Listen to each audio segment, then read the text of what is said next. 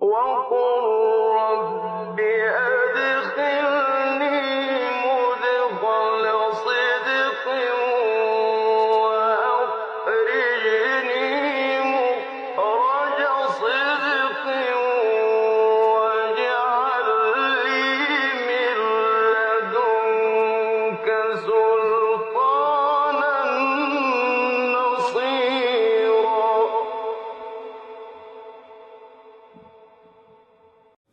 بسم الله الرحمن الرحيم والصلاة والسلام على سيدنا محمد الأمين وعلى آله وصحبه أجمعين. اللهم اجعل القرآن ربيع قلوبنا وجلاء همنا وذهاب أحزاننا. اللهم ذكرنا منه ما نسينا وعلمنا منه ما جهلنا وارزقنا تلاوته آناء الليل وأطراف النهار. Nous continuons le commentaire de Sourate Naba.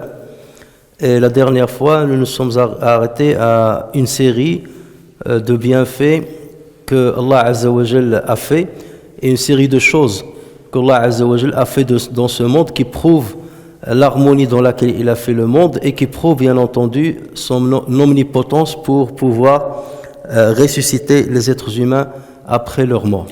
Puisque le sujet bien entendu de la sourate tourne autour du questionnement mutuel que se faisaient les polythéistes concernant le Naba, le grand événement. Et comme on a dit, la signification la plus plausible du grand événement, c'est le jour de la résurrection. Et Allah Azza wa Jalla a cité 9 choses. Alam naj'al al-arda mihada wal jibala awtada wa khalaqnakum azwaja wa ja'alna nawmakum subata wa ja'alna al-layla libasa. À ce niveau-là que nous nous sommes arrêtés la dernière fois. Donc le verset 10. Wa ja'alna al-layla libasa. Et nous avons fait, et toujours c'est sous forme d'un questionnement, n'est-ce pas nous qui avons fait de la nuit un vêtement. Bien entendu, le vêtement, libas, c'est tout ce qui couvre le corps de l'homme.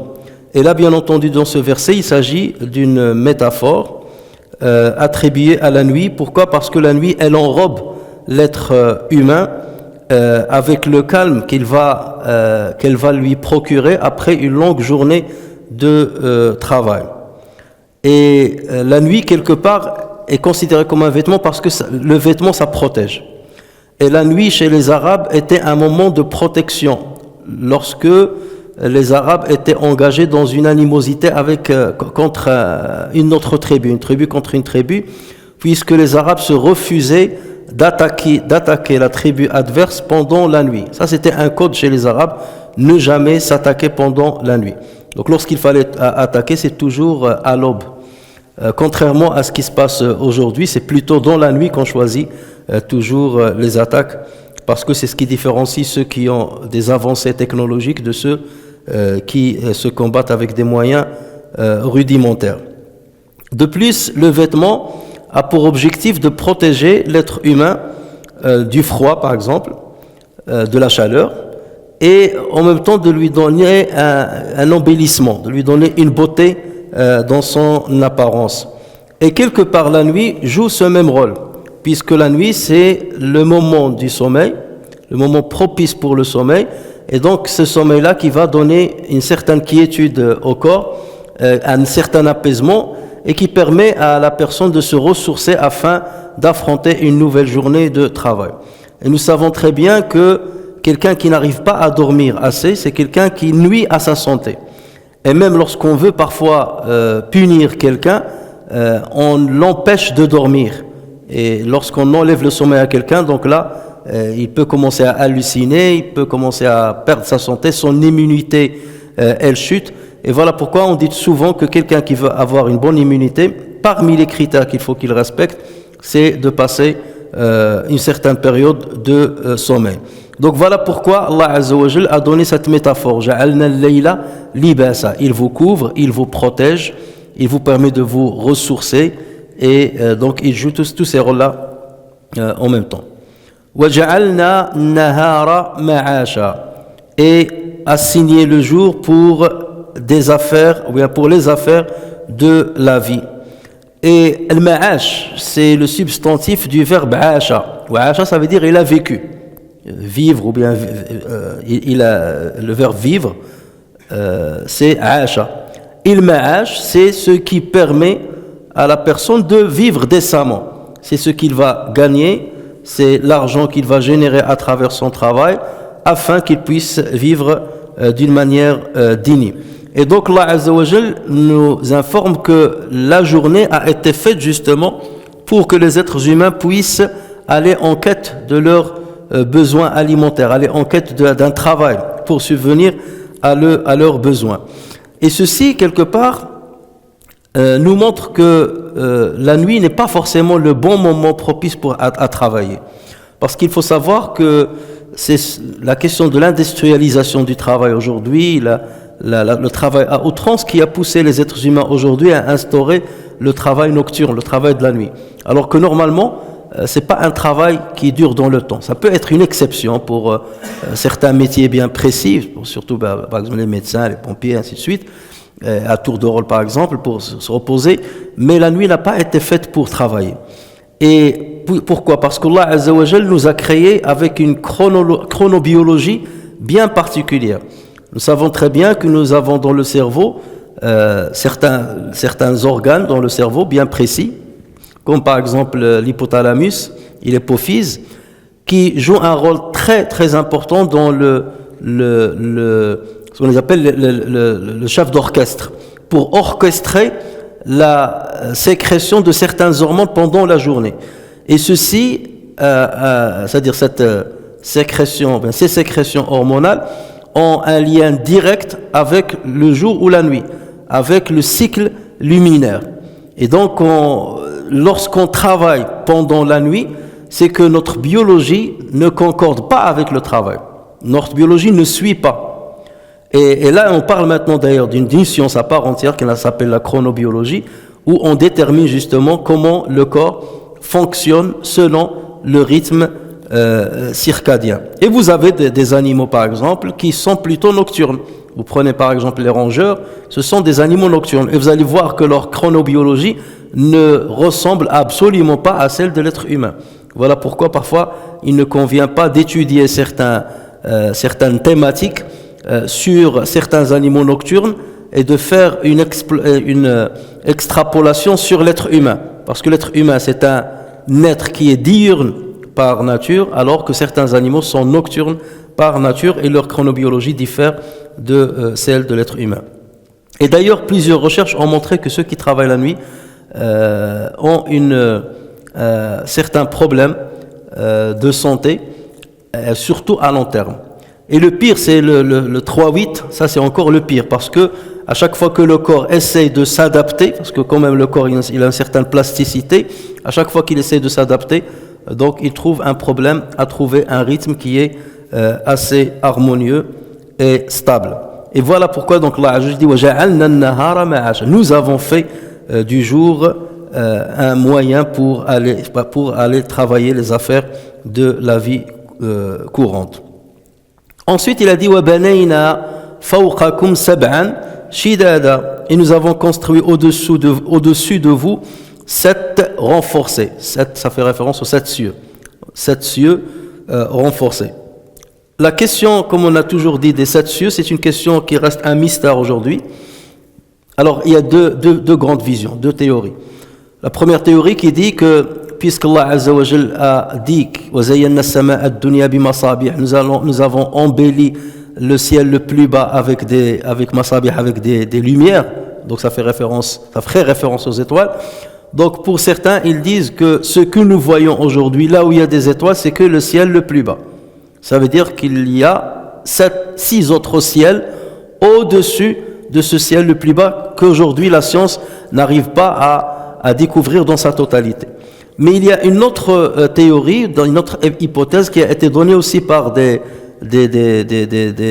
astrophysiciens musulmans au vu des recherches actuelles, où ils disent que le premier ciel serait le système solaire. Ils considèrent que le premier ciel, c'est le système solaire. Et pour eux, pour eux, le masabih ici ne fait pas référence aux étoiles, mais il fait seulement référence aux planètes. Comme vous prenez Mars, Pluton, et ainsi de suite. Donc seulement les planètes du système solaire. Et il se base bien entendu sur d'autres versets qui iraient dans ce sens-là. Et à partir de là, ils disent que le deuxième ciel, c'est la galaxie dans laquelle nous vivons, qui est la Voie lactée. Et ensuite, on part à un troisième ciel qui est un amas d'étoiles qui est très proche, dans lequel se trouve la Voie lactée. Et ainsi de suite. Et ils calculent ça avec les années-lumière et tout, jusqu'à ce qu'on arrive justement au septième ciel, qui aujourd'hui, on ne connaît pas ses limites. Et là, on commence à parler de plusieurs milliers de millions d'années.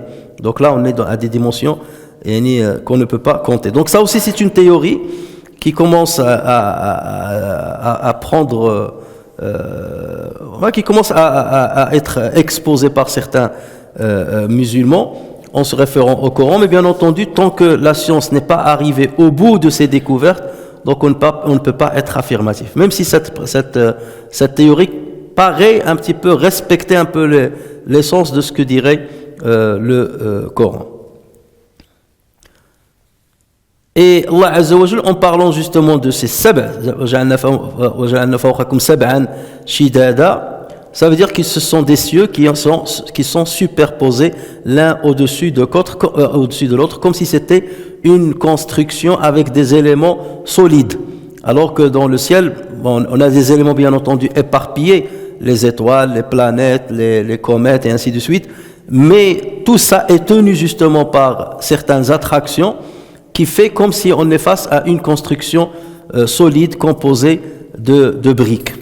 Mais il y a bien entendu toujours une logique à cette construction. Allah Azza wa Jalla par ailleurs, il dit وَجَعَلْنَا السَّمَاءَ سَقْفًا مَحْفُوظًا. Et nous avons fait du ciel un toit protégé contre les fissurations. Et c'est pour cela que on n'a pas des accidents cosmiques qui peuvent les causer, parce qu'il y a tellement d'étoiles, tellement de comètes, tellement de corps cosmiques qui bougent, qu'un accident comme ça serait entre deux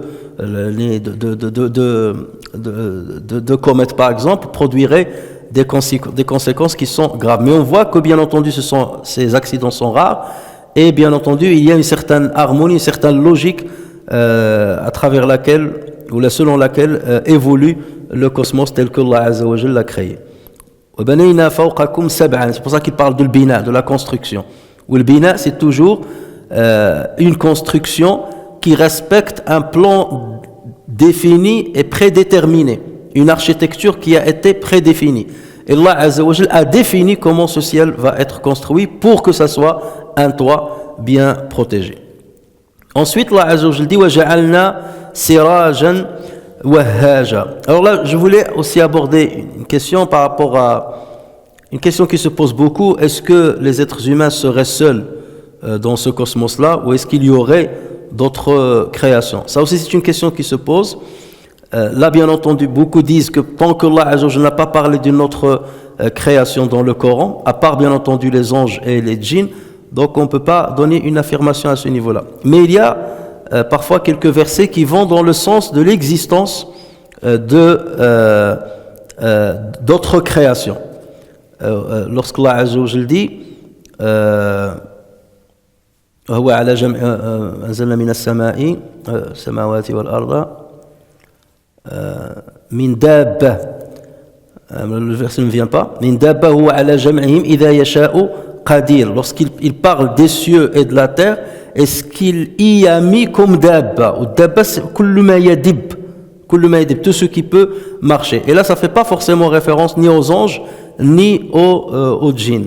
Et lorsqu'il parle des cieux et de la terre, donc la terre, on sait, وَبَثَّ فِيهِمَا مِنْ كُلِّ دَابَّةٍ, et il y a mis, c'est-à-dire dans les cieux et dans la terre, de tout ce qui marche ou de tout ce qui se déplace.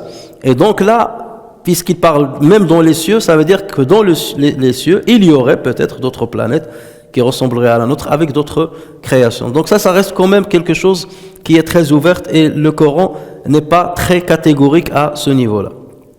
Ensuite, là, donc verset 13, il dit وَجَعَلْنَا سِرَاجًا وَهَّاجًا, et y avons placé une lampe très ardente.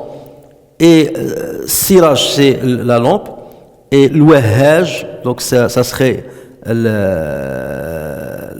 ardente, c'est la bonne traduction, parce que dans la langue arabe, le wahaj, c'est ce qu'on appelle majma'un nouri wal harara. Toute chose qui rassemble en même temps la lumière et la chaleur, on parle de l'ouahaj. Donc les deux choses, la lumière et la chaleur. C'est pour cela que jamais la lune n'a été qualifiée de l'ouahaj. En revanche, le soleil est qualifié de l'ouahaj parce que c'est lui-même qui produit sa propre lumière et lui-même il est à des températures qui sont immenses.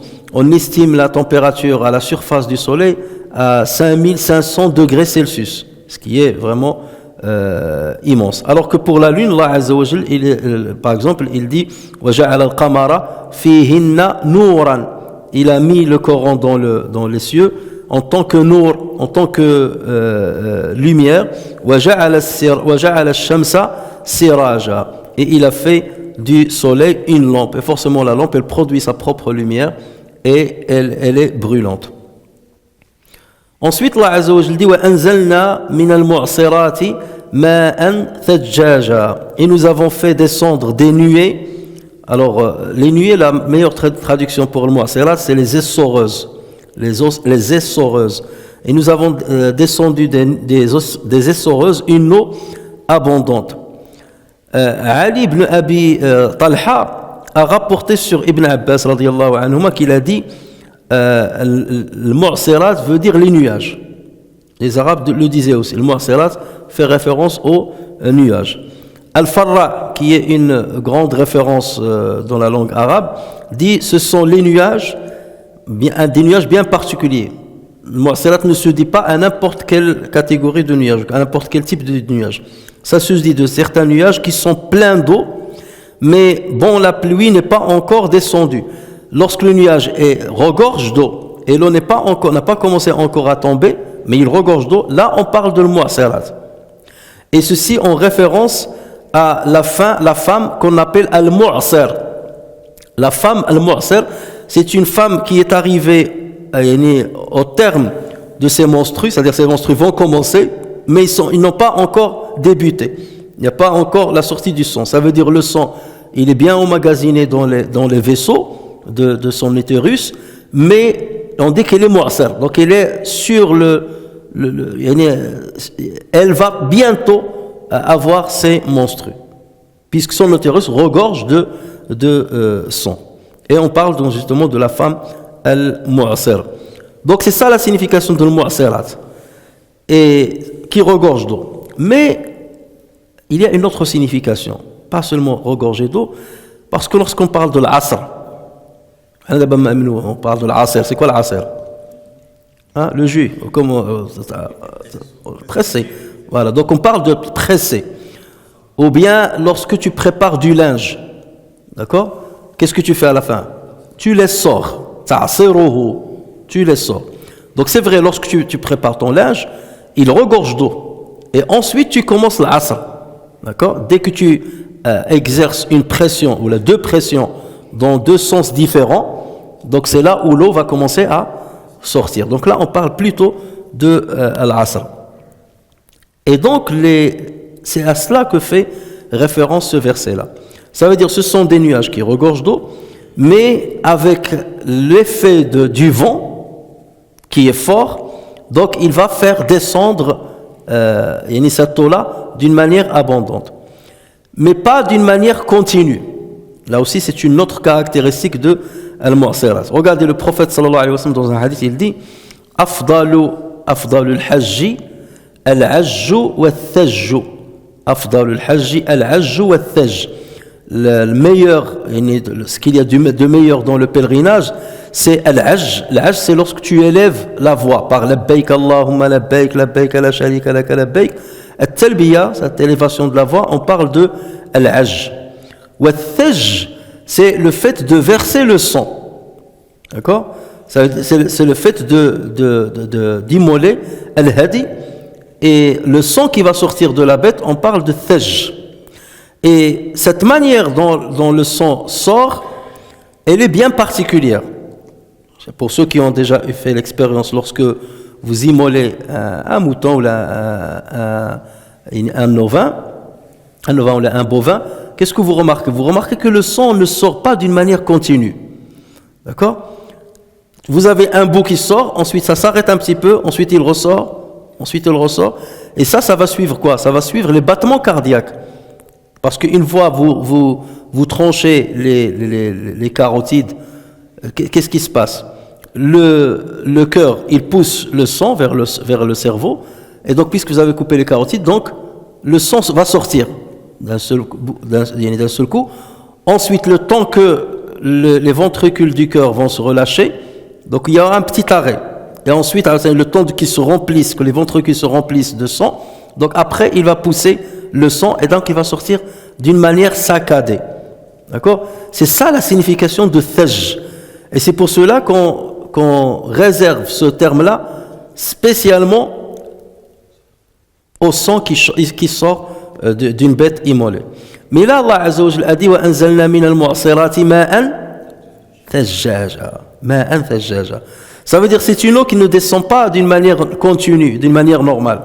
Ce sont en fait des nuages qui vont ramener des averses. Et ces averses-là se feront d'une manière saccadée. Exactement comme un tissu ou des vêtements que tu as lavé. Et lorsque tu commences à faire l'asr, donc tu exerces deux forces opposées. Donc l'eau va sortir.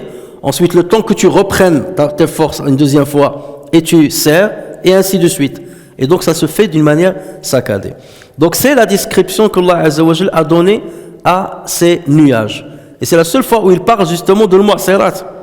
Rappelez-vous, je vous avais dit qu'il y a certains qui ont intitulé cette sourate al-mu'asirat, parce que ce terme-là n'a jamais été utilisé dans le Coran. Il n'y a que dans cette sourate où il a été utilisé.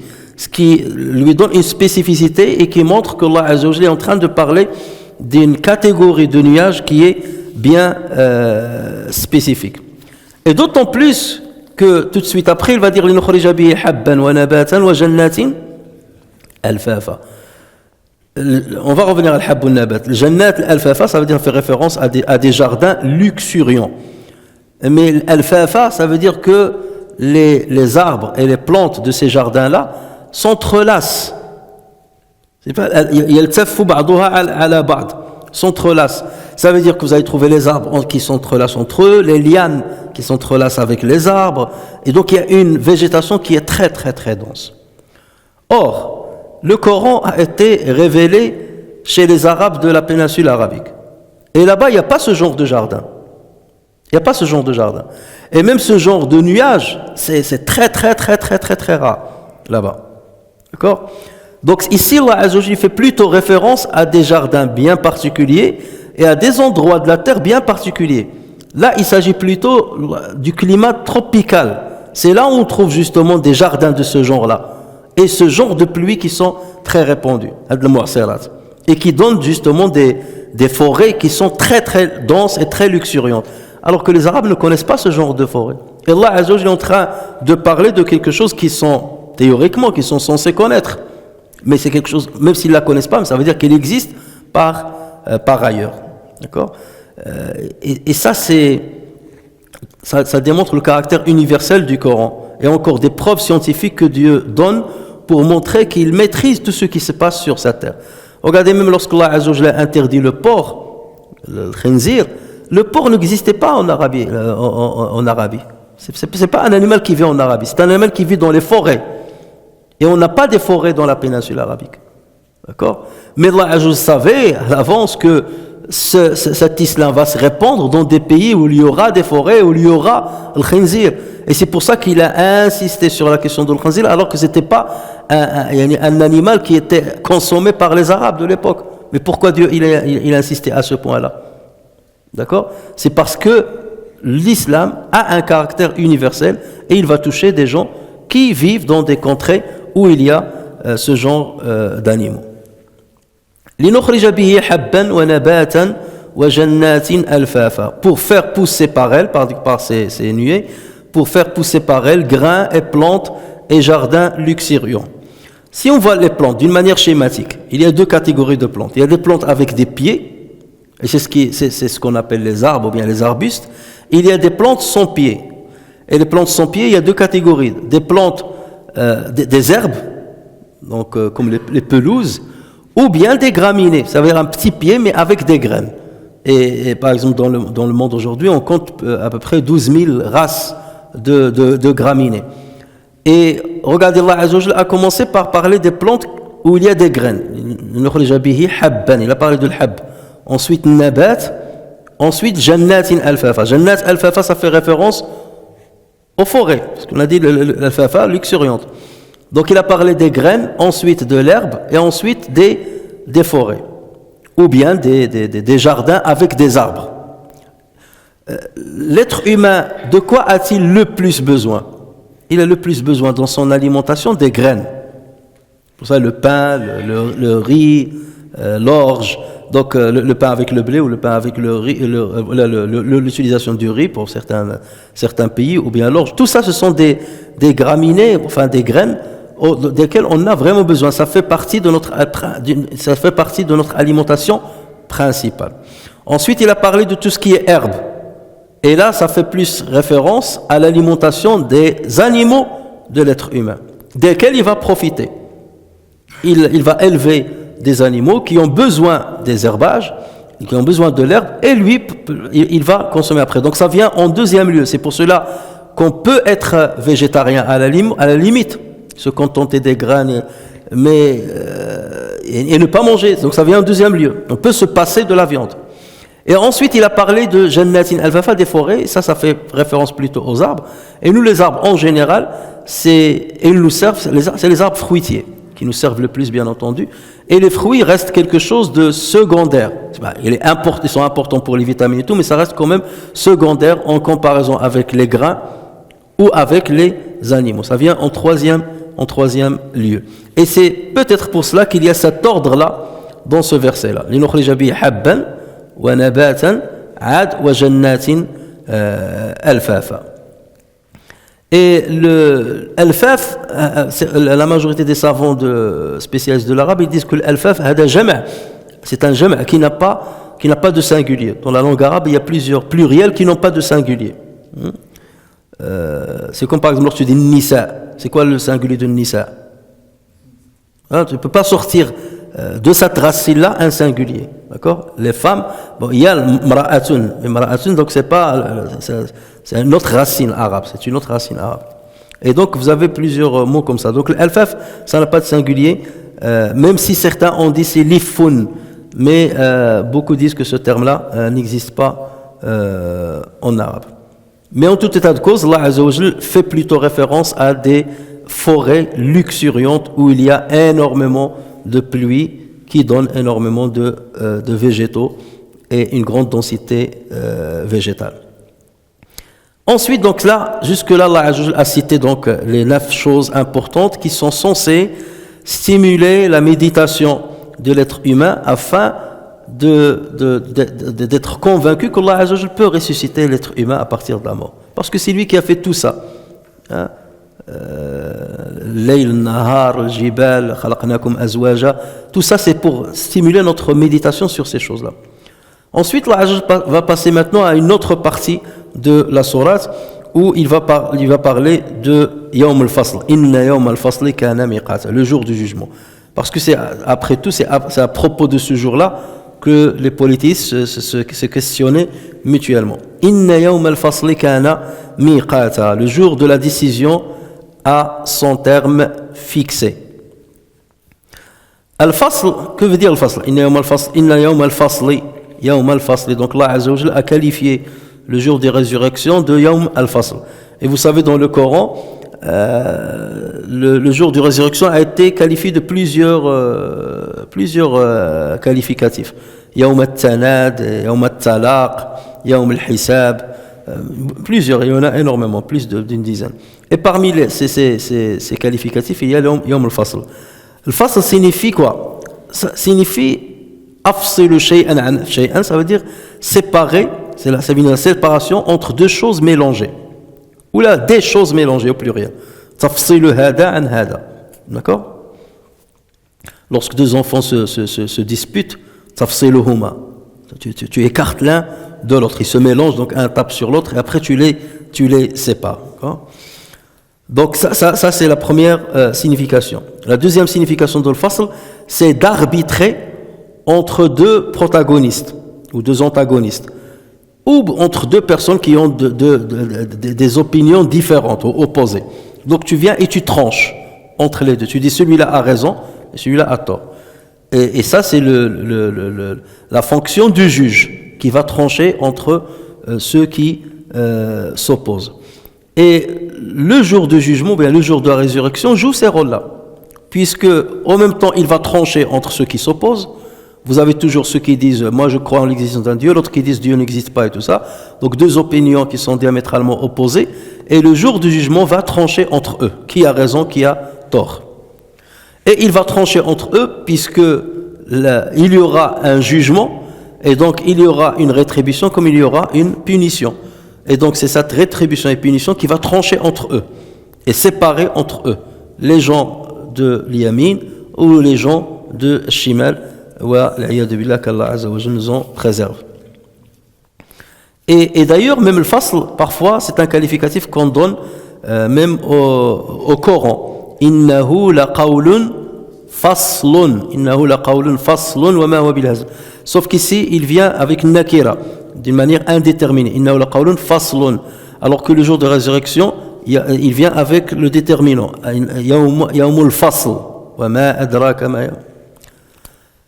Donc le Coran, pourquoi? Parce que lui-même, il va trancher il tranche entre les gens dans certaines affaires à propos desquelles ils divergent. Le Coran leur montre, voici le droit chemin, ça c'est le mauvais chemin. Donc il tranche entre les deux. Inna yawm al-fasli kana miqata. Al-miqat, ça c'est un terme qui vient du mot al-waqt. Ou al-waqt c'est quoi? Le waqt c'est le temps déterminé pour un acte quelconque. هذا هو الوقت. الميقات c'est un temps déterminé pour un acte bien précis et c'est pour cela qu'on parle de mawaqitu as-salat. Mawaqitu as-salat, les heures de prière. Mais en islam on parle aussi d'autres mawaqit. Lesquels? Mawaqitu, c'est pas le hajj, mawaqitu l'ihram. Mawaqit al-ihram. Mais mawaqit al-ihram, on donne ce terme-là d'une manière métaphorique seulement. Parce que mawaqit al-ihram, ça fait référence à des endroits, pas à des moments. À des endroits qui, lorsqu'on y arrive, on ne peut pas les traverser sans avoir formulé une intention. Soit l'intention d'accomplir le umrah, labbayk Allahumma umrah, soit l'intention d'accomplir le hajj, soit les deux. D'accord? Donc c'est pour cela qu'on leur a donné aussi ce terme-là. Mais c'est seulement par analogie et par sens métaphorique. Alors qu'à la base, le miqat, ça a un rapport avec le waqt, avec un temps, et non pas avec un lieu. D'accord? Sauf qu'ici, on est dans le temps de l'umrah, ou bien on est dans le temps de l'hajj, mais il ne faut pas dépasser cet endroit-là. Il y a 5 mawaqit, le juhfa, il y a l'amlam, ainsi de suite. Selon est-ce qu'on vient du nord, du sud, de l'est, de l'ouest, ou bien du nord-est, ça veut dire de la région de l'Irak. Donc, et ça a été déterminé par Allah Azza wa Jal. Donc depuis fort longtemps, ces mawaqit ont été déterminés et le prophète sallallahu alayhi wa sallam a transmis l'information comme il l'a apprise. Et on ne connaît pas le secret. Pourquoi? Vous allez trouver un miqat qui se trouve à 90 km et le plus lointain, c'est celui de l'Hulayfa, qu'on appelle aujourd'hui Abyar Ali, il se retrouve à 450 km à peu près. Pourquoi il y a cette disparité? On ne sait pas.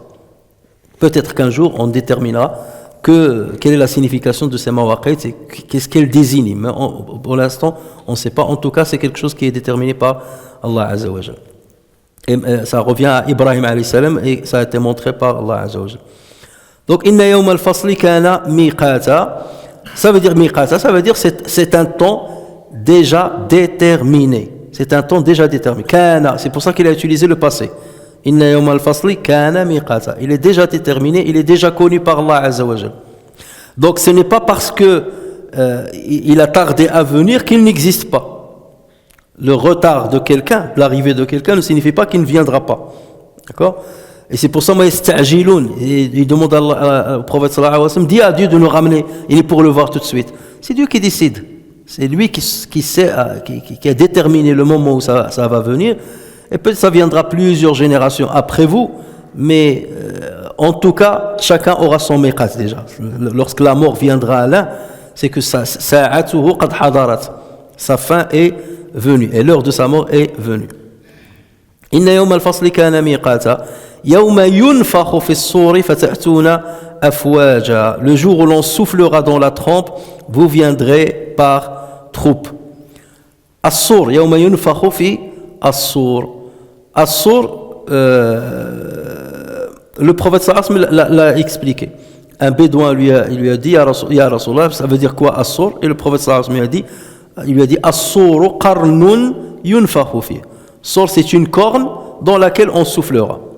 Donc ça fait référence à la corne d'un taureau qui est vidée, et donc qui commence par un petit trou pour aller vers un grand, et donc on va y mettre un souffle, on va y mettre un souffle qui va être transformé en un son amplifié. Et donc à partir de là, on a fabriqué des trompes qui reprennent le même principe de la corne. Et des trompes soit en bois, soit des cornes en cuivre. Et vous connaissez les instruments de musique dans ce sens-là. Mais le qarn, en fait, c'est quoi? C'est une trompe qui va être utilisée par un ange et qui va souffler dedans. Et c'est ce qui va annoncer la fin du monde, l'Apocalypse. Et après une certaine période, il va souffler un deuxième souffle. Et là, il y aura la résurrection. Certains parlent de 3 souffles. Ils disent le souffle de terreur, le souffle de l'Apocalypse ou le souffle de la résurrection. Mais pour la majorité des savants, c'est que la terreur et l'Apocalypse viennent en même temps. Donc c'est la terreur avec le premier souffle, mais qui ramènera en même temps l'anéantissement de tout le monde. Donc il y a dans la réalité que 2 souffles. Et d'ailleurs, on a vu ça avec Surat Nazi'at. Yawma tarjufu ar-rajifatu tatba'uha ar-radifa. Donc Allah Azza wa Jalla a cité seulement 2. Et regardez, qu'est-ce qu'il a dit ici? Il a dit Yawma yunfakhu. Donc le verbe ici, mabni lil majhul. Le verbe est imputé à un inconnu. Il ne nous a pas dit qui est le sujet. Qui va souffler dans la trompe? Le prophète sallallahu alayhi wa sallam parle d'un ange qui va souffler dans la trompe. Et certains récits vont citer même l'identité de cet ange. Il s'agit de l'ange Israfil alayhi salam. Certains récits disent qu'Israfil a déjà posé sa bouche sur la trompe et il regarde en direction de l'arche. Et il attend l'ordre d'Allah Azza wa Jal, qui lui donne l'ordre afin de souffler le premier souffle. Mais les hadiths authentiques ne citent pas l'identité de l'ange. Ils parlent de l'ange, mais ils ne citent pas forcément son identité. Hadith authentique. Le Bukhari rapporte sur Abu Huraira radiyallahu anhu un hadith dans lequel le prophète sallallahu alayhi wa sallam va dire entre les 2 souffles, il y a 40. Entre les 2 souffles, il y a 40. Lorsque Abu Huraira a rapporté ce hadith, certains lui ont dit, est-ce que c'est 40 jours? Entre les 2 souffles, il y a 40. Il a dit, le prophète sallallahu alayhi wa sallam nous a dit, entre les 2 souffles, il y aura 40. On lui a dit, est-ce que c'est 40 jours? Et Abu Huraira n'a pas répondu. Après, on lui a dit, est-ce que c'est 40 mois? Et Abu Huraira s'est tu. Après, on lui a dit, est-ce que c'est 40 années? Et Abu Huraira n'a pas voulu répondre. Et ceci vous prouve déjà la précision de Abu Huraira radiyallahu anhu. Si c'était l'un de nous, il va dire, je pense que c'est 40 ans là. Non. Puisque le prophète sallallahu alayhi wa sallam n'a pas précisé, donc Abu Huraira ne s'est pas permis de donner son avis, de dire 40 ans, ou la 40 siècles, ou la 40 kada. Il a dit, c'est comme ça que le prophète sallallahu alayhi wa sallam nous a dit. Donc je ne peux pas dire ni 40 jours, ni 40 mois, ni 40 ans, ni 40 siècles. Donc il situe. Ce qui montre justement la fidélité dans la transmission du message prophétique. Parce qu'ils savent qu'on ne peut pas travestir la parole du prophète sallallahu alayhi wa sallam, y ajouter ou en retrancher quelque chose. Mais Abu Huraira a dit, le prophète sallallahu alayhi wa sallam a dit ensuite, après cette période, Allah fera descendre une eau du ciel et les corps morts pousseront comme les plantes. Et ensuite il a dit, le prophète sallallahu alayhi wa sallam, il n'y a pas une partie du corps qui ne périsse après la mort, sauf l'extrémité du coccyx. Et le coccyx, c'est le dernier os qui existe dans la colonne vertébrale. C'est ce qui donne les queues chez certains animaux. Et c'est d'elle, c'est-à-dire de cette partie du coccyx, et c'est d'elle que les êtres se reconstitueront le jour de la résurrection. Et dans un autre hadith rapporté par Abu Daoud, le premier hadith est rapporté par le Bukhari, donc c'est sûr. Deuxième hadith rapporté par Abu Daoud, toujours sur Abu Hurairah radiyallahu anhu, il confirme le précédent, dans le hadith là, le prophète sallallahu alayhi wa sallam a dit « Laysa min al-insani shay'un illa yabla » Yani, le fils d'Adam sera consommé par la terre, sauf une partie. Toute chose dans le corps de l'être humain va disparaître, ou bien vieillir, ou bien se délabrer.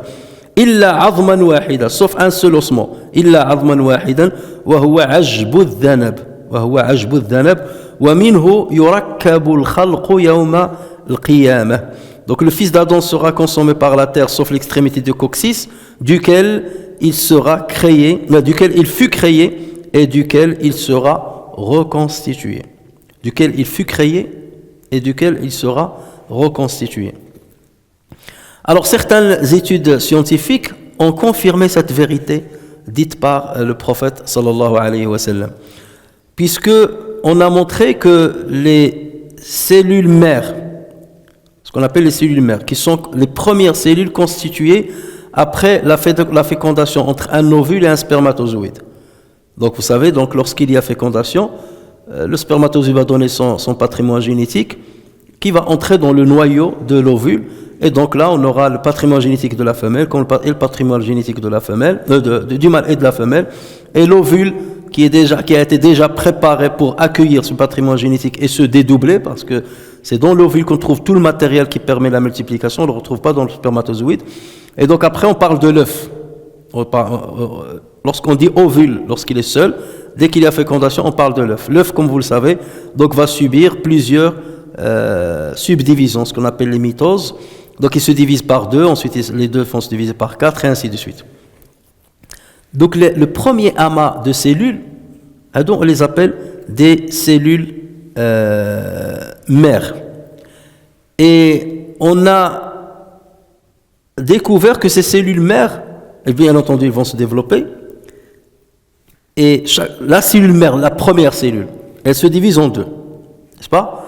Donc le premier patrimoine génétique, qui est venu de l'homme et de la femme, il est là, il est dans la première cellule, qui va se diviser en 2. Donc la deuxième cellule qui va se constituer, c'est seulement une copie.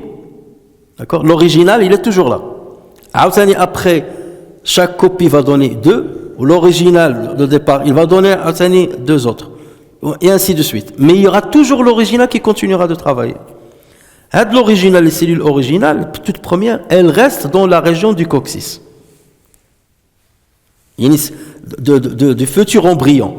L'embryon, il va se développer. D'accord? Les cellules vont se... Au départ, on parle de cellules indifférenciées. Ils sont indifférenciés. Elles vont après se différencier, fabriquer ce qu'on appelle des feuillets, 3 types de feuillets, l'ectoderme, le mésoderme et l'endoderme, les 3 feuillets, où chaque feuillet va constituer des organes, va se spécialiser dans des organes. Mais le premier amas de cellules qui sont indifférenciées, là qu'ils restent dans la région du coccyx. Et d'ailleurs, maintenant, les scientifiques aujourd'hui, ils sont en train de travailler sur ces cellules-là parce qu'on dit si on arrive à maîtriser ces cellules-là, on peut les utiliser pour réparer certaines maladies organiques dans le corps. Par exemple, si on a le pancréas qui ne fabrique plus l'insuline, donc on cherche justement à prendre de ces cellules mères, de ces cellules indifférenciées, parce qu'ils ont la capacité de se différencier n'importe quoi plus tard, et de les orienter pour que se différencient afin de donner un pancréas qui va reproduire l'insuline. En fait, biologiquement, comment ça se passe? Vous avez tout l'ADN, il programme normalement, il y a plusieurs gènes dans l'ADN, qui va programmer pour plusieurs caractéristiques. Donc la cellule est apte à devenir tout. Cette cellule-là peut devenir plus tard un globule blanc, peut devenir un neurone, une cellule nerveuse, un neurone, il peut devenir une cellule cardiaque, il peut devenir un ostéoblaste, une cellule de l'os, et ainsi de suite. Comment cette différenciation se fait? C'est que l'ADN va bloquer certains gènes pour qu'ils ne se manifestent pas.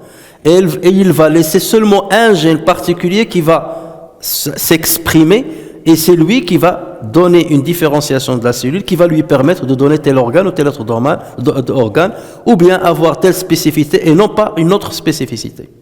D'accord? Donc, mais on a le même ADN et on a le même patrimoine génétique, sauf qu'il y a beaucoup de parties qui sont bloquées, et celle qui s'exprime, c'est celle seulement qui va jouer le rôle bien déterminé. Ça veut dire par exemple les cellules blancs, les globules blancs par exemple, l'ADN va faire exprimer que les gènes qui concernent le travail de globule blanc, qui va par exemple chasser les bactéries ou bien les corps étrangers, et il va les phagocyter et les tuer, ainsi de suite, par exemple. Donc ça, lymphocyte T par exemple. Donc il va faire que ça. Mais les autres, ils sont bloqués. À jamais. Mais les cellules de départ, l'amas de cellules indifférenciées, donc ils ont la capacité l'ADN de faire fonctionner tel gène, tel gène, tel gène, tel gène, tel gène.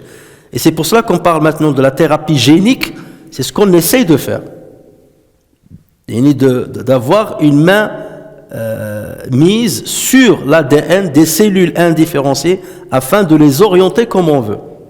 Ça commence, les travaux vont dans le bon sens, mais avant d'arriver à des résultats probants, donc il manque bien entendu beaucoup de temps.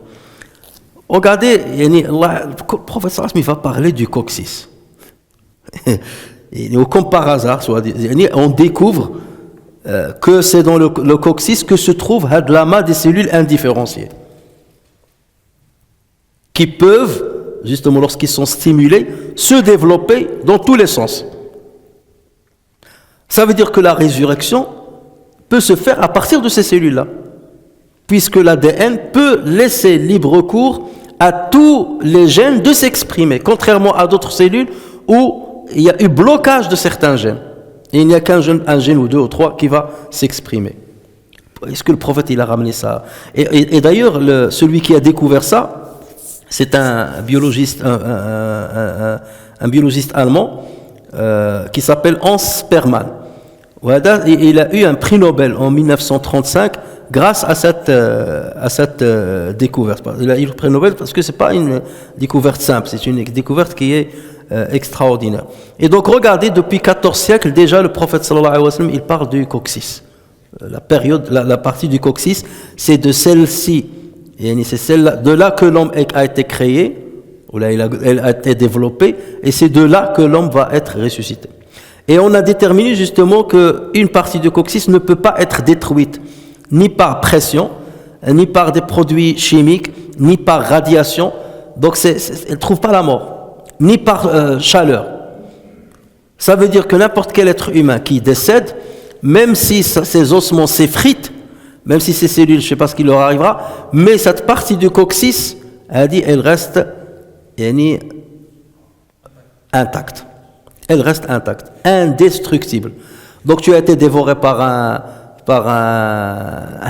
requin, ou là tu as été, un bulldozer est passé sur toi, ou là on t'a rentré dans un crématorium pour te brûler. De toute façon, lorsqu'on brûle quelqu'un, on sort toujours avec des cendres. Dans les cendres, il y a cette partie de coccyx, indestructible.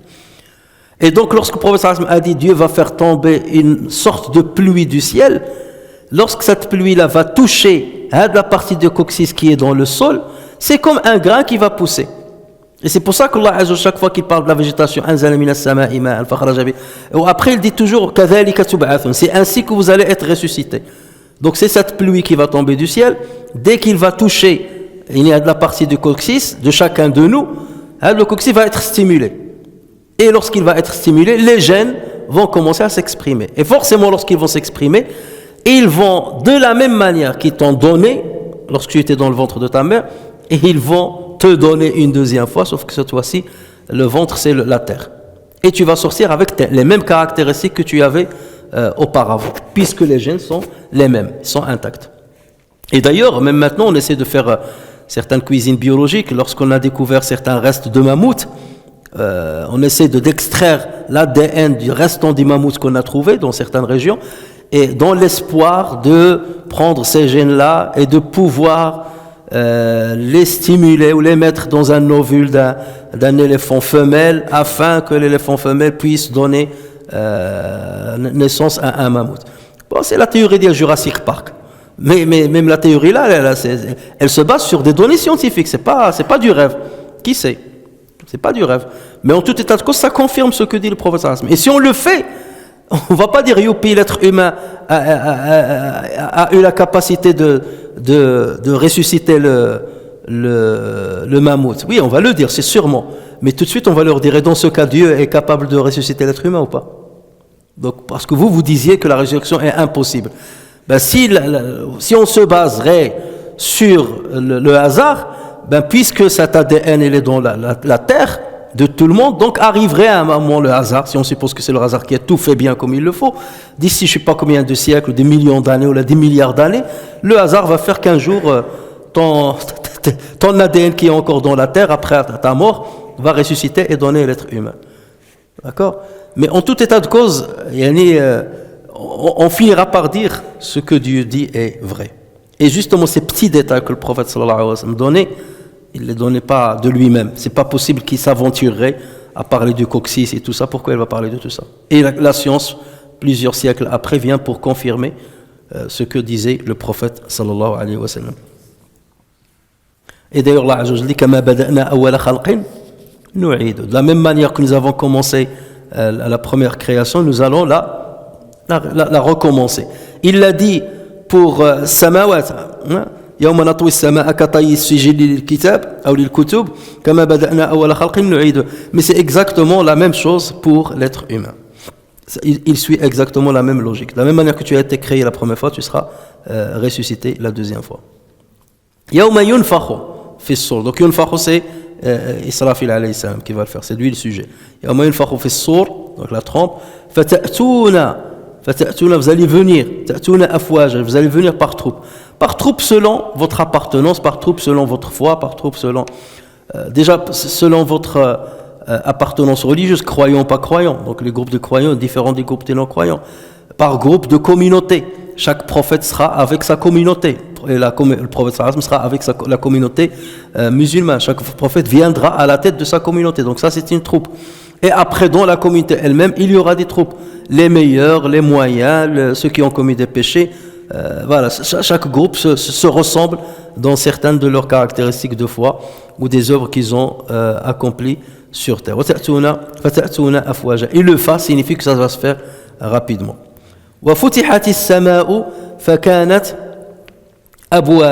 Et le ciel sera ouvert et présentera des portes.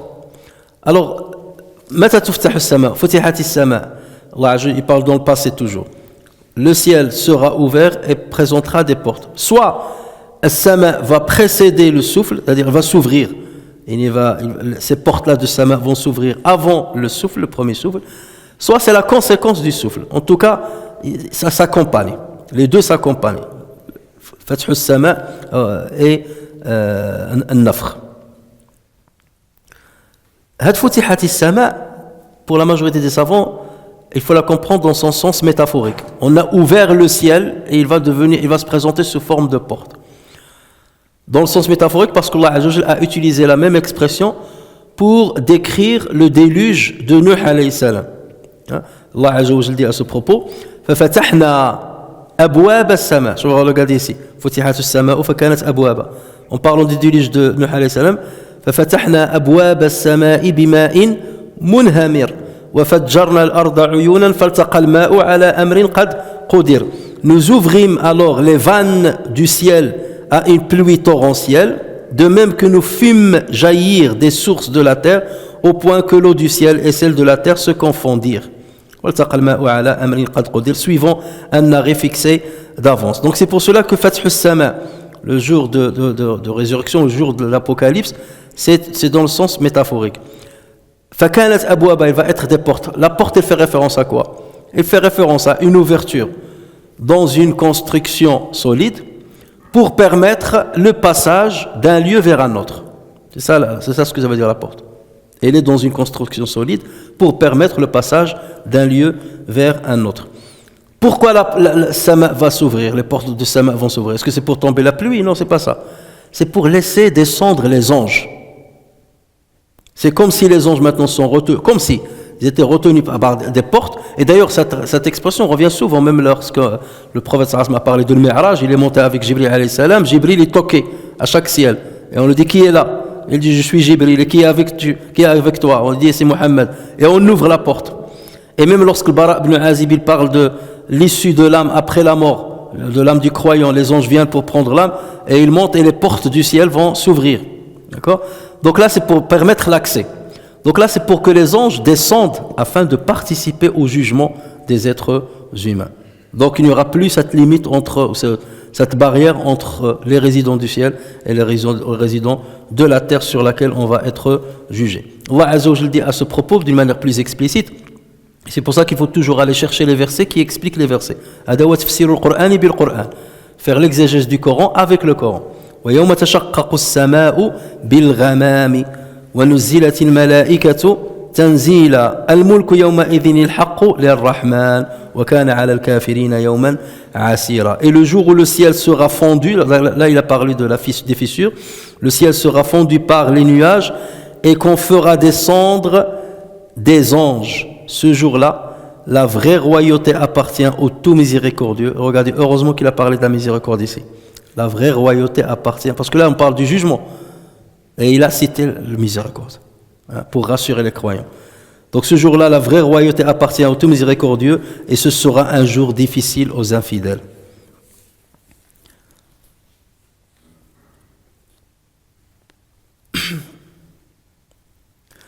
Alors, et d'ailleurs, c'est-à-dire, ce qui montre que les anges aussi descendent d'autres versets, comme le verset qu'on a vu déjà dans Surat Al-Fajr, Kalla idha dukkatil ardu dakkan dakka wa ja'a rabbuka wal malaku saffan safa. Le jour où ton Seigneur viendra, ainsi que les gens qui seront rangés par rangés. Donc c'est toujours le jour-là. Donc c'est à ça que fait référence ce verset.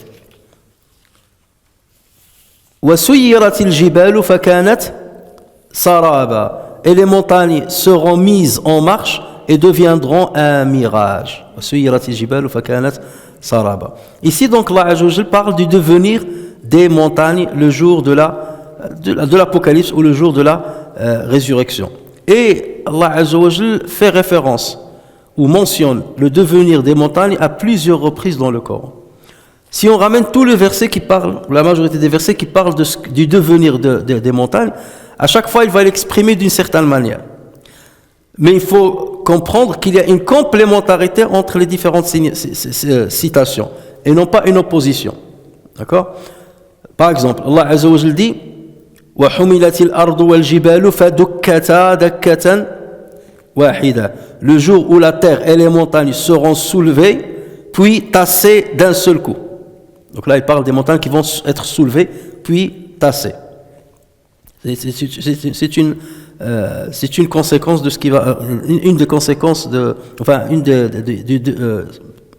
une manière qui parle du devenir des montagnes. Une autre fois, il va dire يوم يكون الناس كالفراش المبثوث وتكون الجبال كالعهن المنفوش. Dans une qira'a وتكون الجبال كالصوف المنفوش. العهن والصوف c'est la même chose. Donc la laine.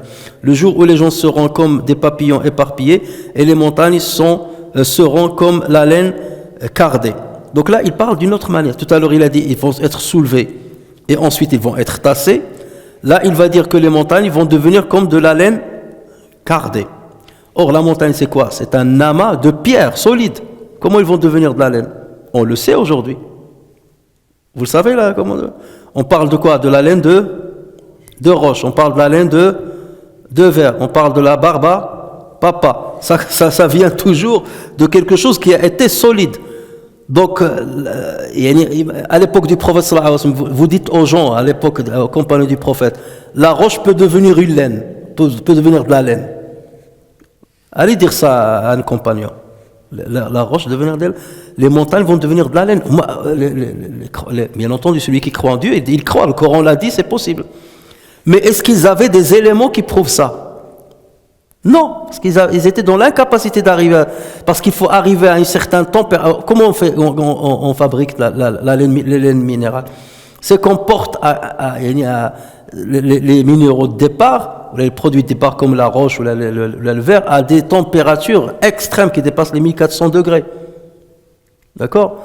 Et donc il y a un processus bien avec une dépression, ou bien avec un souffle, ou bien avec une centrifugation, donc une force extrême de centrifugation.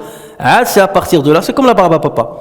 Donc vous mettez le sucre en grains solide au milieu, il y a de la chaleur déjà, le moteur il est chaud, et ensuite il y a une centrifugeuse. Et c'est cette pression de centrifugeuse qui va faire éclater le grain et qui va se transformer en laine, ce qui ressemble à la laine. Donc là, Allah Azza wa Jalla, il dit voici le devenir des montagnes. Et il le dit depuis 14 siècles ici. On commence maintenant à trouver les techniques pour transformer le solide en laine. Donc là aussi, ça c'est un devenir. Voilà, le devenir. Ensuite, par exemple, Allah Azza wa Jalla va dire يوم تكون السماء كالمهل وتكون الجبال كالعهن. Donc pareil que يوم يكون الناس كالفراش المبثوث تكون الجبال كالعهن المنفوش. Dans un autre endroit, Allah Azza wa Jalla dit كلا إذا رجت الأرض رجا وبست الجبال بسا. Quand la terre sera secouée violemment et les montagnes seront même la boussette, elles seront réduites en miettes. Donc vous voyez qu'il y a une certaine logique. Ça veut dire au départ, la montagne va être soulevée et tassée. Lorsqu'il va se tasser, tout baisse. Donc ça veut dire qu'elle va se casser en miettes, en plusieurs morceaux. D'accord? C'est comme le sucre, le qalb du sucre, après tu le casses pour qu'il donne des petites graines avant de la barbe à papa. Allah ajoute dans un autre endroit, il dit وَيَسْأَلُونَكَ عَنِ الْجِبَالِ فَقُلْ يَنْسِفُهَا رَبِّي نَسْفًا. Il t'interroge au sujet des montagnes, il dit mon Seigneur les dispersera comme de la poussière.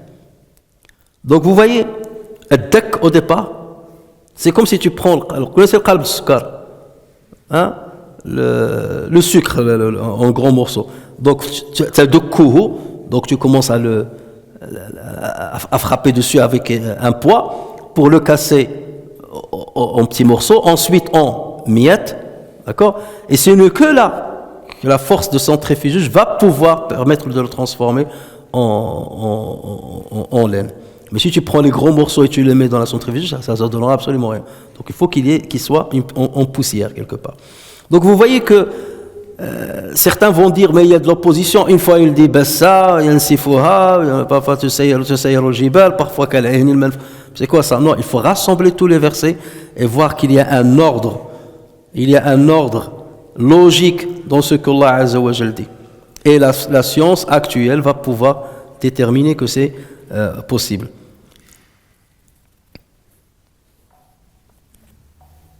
Dans un autre endroit, Allah Azza wa Jalla dit le jour où nous ferons déplacer les montagnes et où tu verras la terre nivelée comme une plaine. Donc, nous sayyir ici, ça veut dire on va les faire enlever, de sorte que tu vois que de la terre nivelée. Mais tous les montuques et tout ce qui sortait de la terre, donc n'existera pas. Ce qui va nous manquer en fait,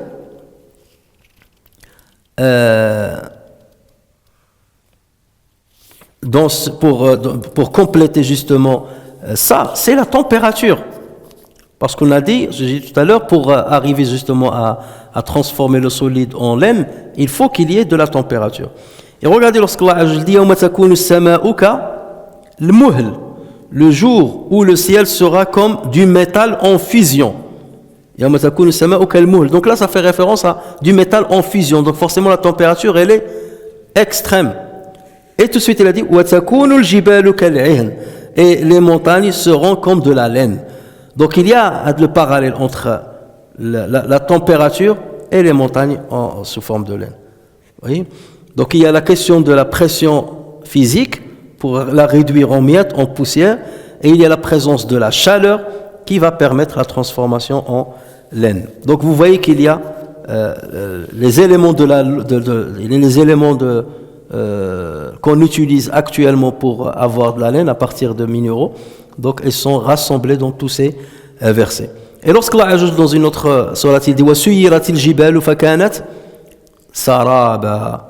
Et les montagnes seront mises en marche et deviendront un mirage. Deviendront un mirage, c'est quoi le mirage aslan?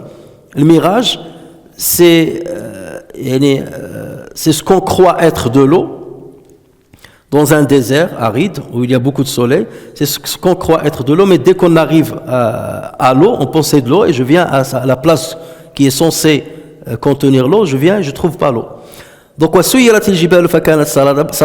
veut dire que les montagnes, une fois elles vont disparaître, si tu viens toi pour aller, tu as l'habitude d'aller au Mont Blanc, pour aller voir le Mont Blanc, monter dessus, ainsi de suite. Ben, tu vas dire, j'aimerais bien voir le Mont Blanc. Tu vas venir, on va aller par là, on va vers le GPS, tu vas venir jusqu'au Mont Blanc, tu vas le trouver ou pas? Hein? Il va devenir comme Sarab, comme le mirage. C'était son emplacement. C'est comme l'eau que tu vois dans le mirage, c'est l'emplacement de l'eau, tu vas à l'endroit là-bas, tu ne vois plus l'eau. Ben c'est pareil, c'est-à-dire il ne sera plus à l'endroit où il était au départ. Elle ne sera, la montagne, ne sera plus à l'endroit où elle était auparavant, suite à ce qui est arrivé. Donc je vais m'arrêter, Inch'Allah, là, de sorte qu'Inch'Allah on termine le reste la prochaine fois qu'on se verra. La semaine prochaine, il n'y aura pas ni la semaine prochaine, ni la semaine d'après, il n'y aura pas de cours, puisqu'on sera, Inch'Allah, à l'Umrah. Et on reprendra, Inch'Allah, on vous préviendra, mais on reprendra, Inch'Allah, après la rentrée, Inch'Allah. سبحانك اللهم وبحمدك نشهد أن لا إله إلا أنت نستغفرك ونتوب إليك عملنا سوءا وظلمنا أنفسنا فاغفر لنا فإنه لا يغفر الذنوب إلا أنت سبحان ربك رب العزة عما يصفون وسلام على المرسلين والحمد لله رب العالمين جزاكم الله خيرا